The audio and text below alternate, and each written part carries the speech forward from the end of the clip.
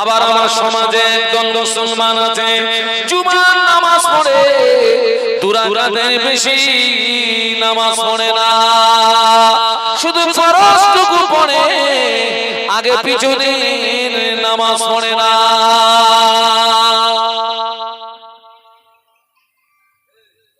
100টা মসজিদের ভিতরে 95টা মসজিদে এই রোগ এসে গেছে। 100টা মসজিদের ভিতরে 95টা মসজিদে এই রোগ।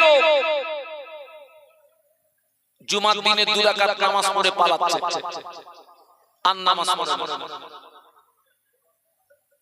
আমি জানি না আপনাদের এলাকার হাল হকিকত কি।